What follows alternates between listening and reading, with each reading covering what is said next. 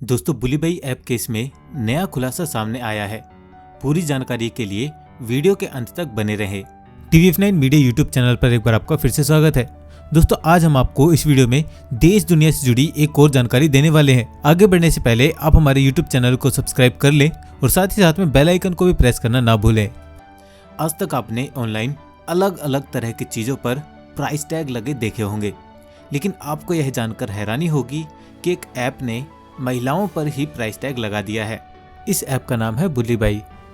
Bulli Bai app में लगातार नए खुलासे सामने आ रहे हैं।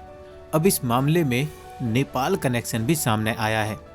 सूत्रों के मुताबिक आरोपी श्वेता नेपाल में बैठे अपने एक फ्रेंड के इशारे पर काम कर रही थी। इसका नाम गियोऊ बताया जा रहा है। यह भी सामने आ रहा है कि भारत में हिंसा और सामाजिक सौहार्द बिगाड़ने के लिए गियोऊ को पाकिस्तान से फंडिंग हो रही थी।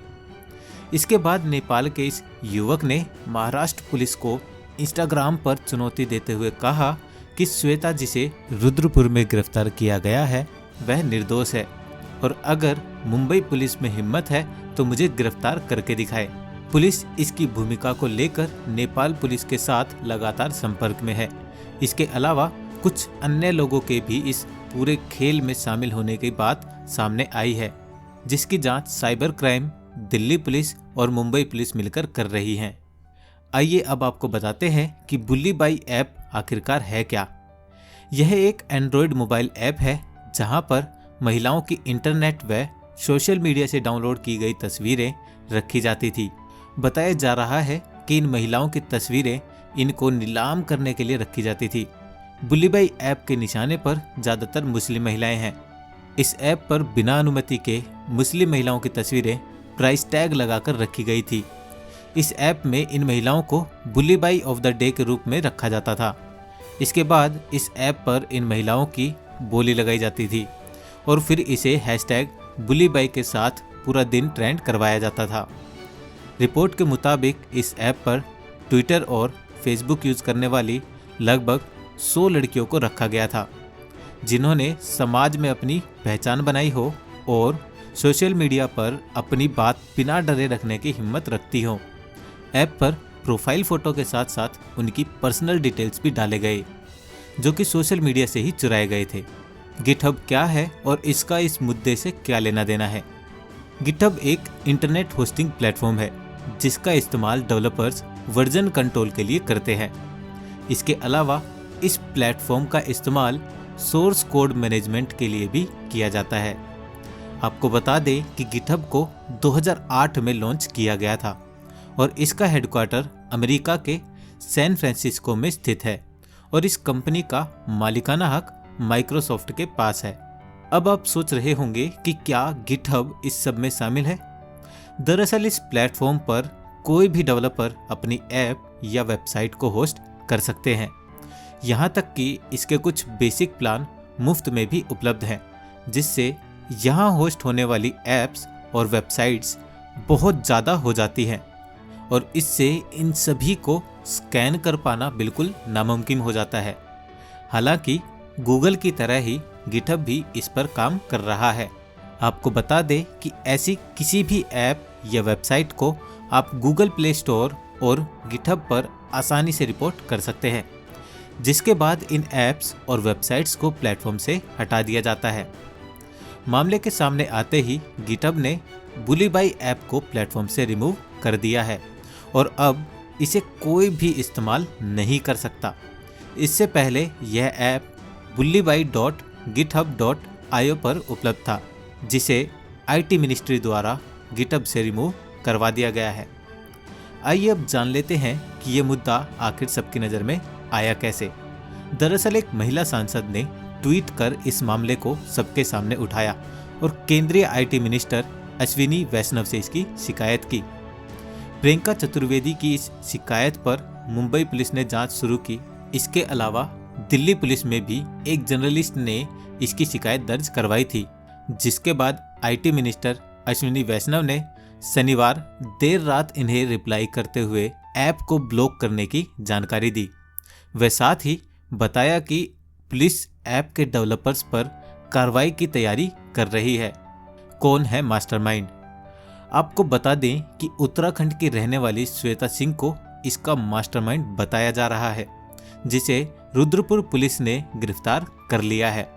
हालांकि यह अभी तक साफ नहीं हो पाया है कि मास्टरमाइंड श्वेता ही है या कोई और। इस मामले के सामने आते ही इससे जुड़े कई सदस्यों ने अपने मोबाइल स्विच ऑफ कर दिए थे, लेकिन रुद्रपुर की आदर्श कॉलोनी में रहने वाली श्वेता सिंह का मोबाइल ऑन था, जिसकी मदद से पुलिस गिरफ्तारी को अंजाम दे पाई। बताया जा रहा है कि श्वेता सिंह की उम्र 18 वर्ष है और अपने पिता की मौत के बाद आई आर्थिक तंगी के चलते उन्होंने यह काम शुरू किया। इसके अलावा 21 वर्षीय इंजीनियरिंग स्टूडेंट विशाल झा को भी बेंगलोर से गिरफ्तार कर लिया गया है और तीसरे आरोपी मयंक को भी मुंबई पुलिस ने गिरफ्तार कर लिया है।